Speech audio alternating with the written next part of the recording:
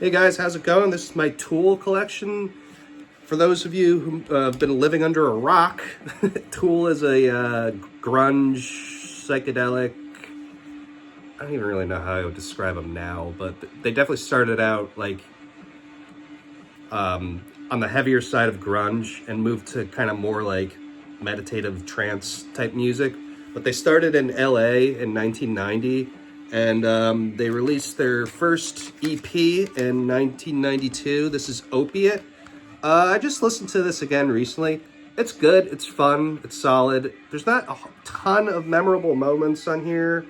Cold and Ugly Live is a really good song.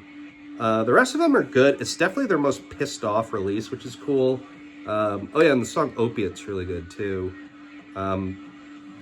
Yeah, it's a solid release. It's not like amazing, but it's definitely worth having. I would give this like probably like honestly, I'd probably give it like a 7 out of 10. It's very good, very energetic, very hard hitting. Danny's drumming, as always, amazing. After that, in 1993, they released Undertow. This is definitely a lot better than Opiate. A lot of really good songs on here. Intolerance is so catchy. I love the drums in that. His vocals sound so pissed off, which is awesome. Sober, of course, is great.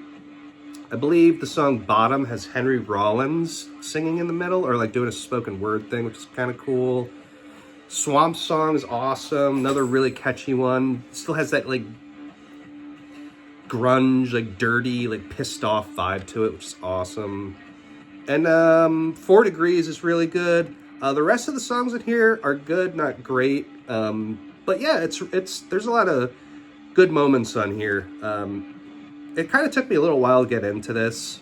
A lot of my friends actually consider this their favorite album, which is odd to me, but they're also like massive like fans of Deftones and stuff, so I guess it kind of makes sense. But yeah, it's a solid album. I'd probably give this I give this an 8. There's a couple clunkers, like I'm not huge about Prison Sex or like Undertow, the song, but yeah, good stuff. After that, in 1996, they released, I never know how to say this, Anima, whatever. Crazy cool artwork. I love the Bill Hicks inlay too. It's pretty cool. This is when they started really going like kind of the psychedelic introspective route. This album is, they definitely skyrocketed up in quality and production from Undertow on this album. This album is very, very close to perfection, I'll just say that. Yeah, it's hard to like, they don't even like list out the songs really, but I mean, you have Stinkfist, amazing opener, Eulogy, amazing, well-written song, so many cool and interesting drum parts. I love the lyrics too. 46 and 2, amazing song. Drums in that are towards the end are amazing. I love the lyrics. Just so many catchy moments. Very pissed off, but in a more mature pissed off way, if that makes sense. Then you have Push It and the title track. Push It's one of the best songs I've ever written. Absolutely phenomenal killer track. I saw them I want to say like 2012, 13, something like that, for the 10,000 Days tour, and they played that song, and I was like so happy they did that because it's a longer song. But yeah, whole album is fantastic. I will say songs like Hooker with a Penis is kind of like, it's good, but it's not to the caliber of like Eulogy or Push It. Like, it's a fun song, but it feels like it should have belonged on like like Opiate or Undertow.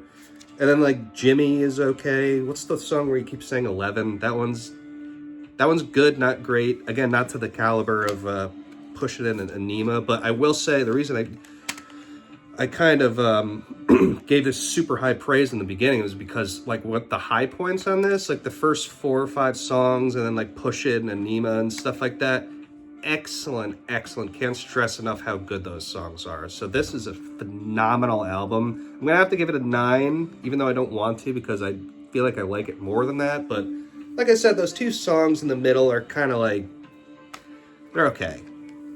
I mean, no, they're good songs. They're just, again, not to the level of those other ones. And so now in 2001, they released Lateral Us. I remember picking this up when it first came out.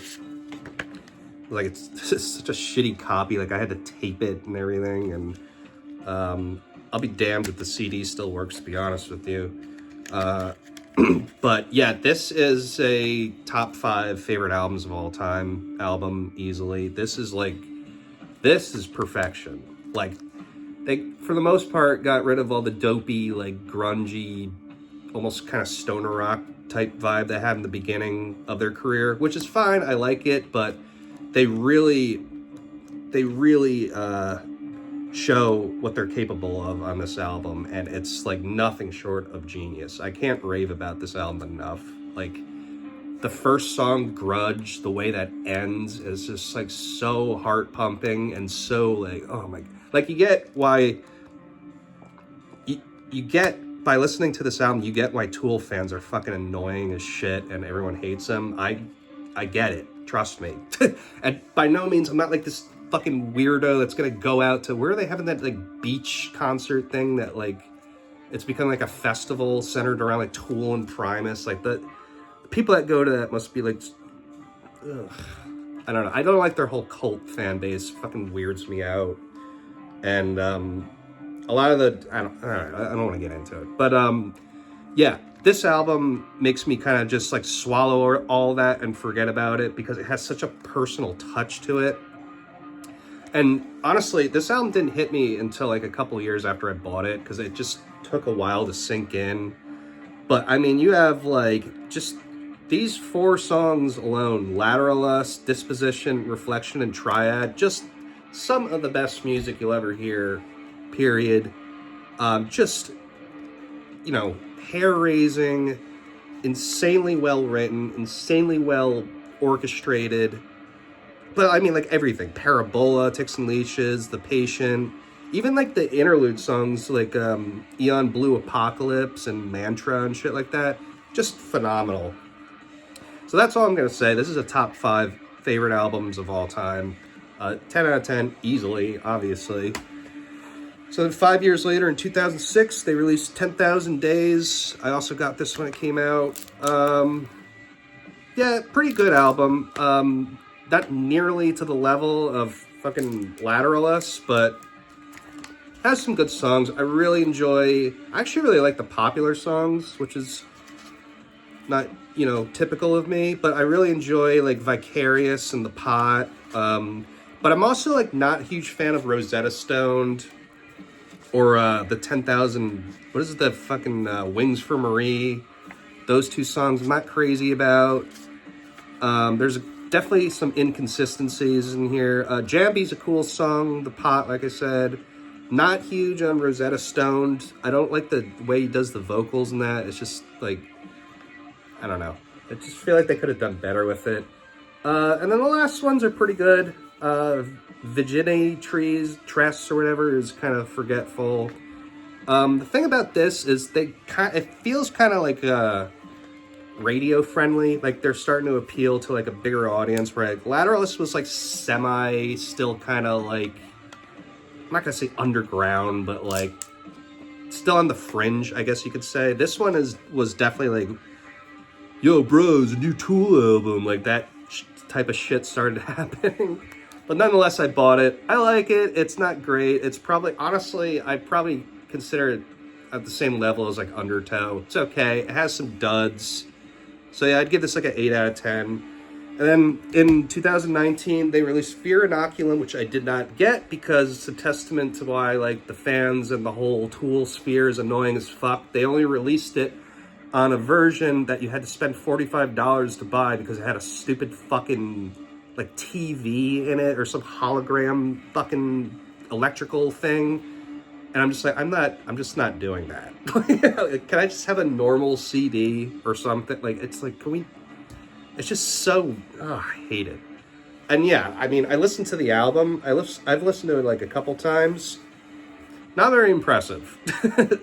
Honestly, Danny Carey's drumming is absolutely insane. He's one of the best drummers in the world, period. There's no debating that. But as far as the guitars and like the vocals and shit go, pretty mid, not very impressive. I like the title track's pretty good. But other than that, like, fucking Numa feels like a Ladder LS B-side. I don't remember the other ones, but it just was not very memorable. I felt like his vocals, too, were just, like, very lazy and not as well thought out as they could be. So I'm not impressed. I have a love-hate relationship with Tool. Anima and Lateralus are, like, just absolutely phenomenal albums, but the fan base just sucks. It just does. You know, everyone knows it. Everyone knows it. But yeah, so that's my Tool collection. Yep, hope you guys enjoyed it, and I'll catch you on the next video.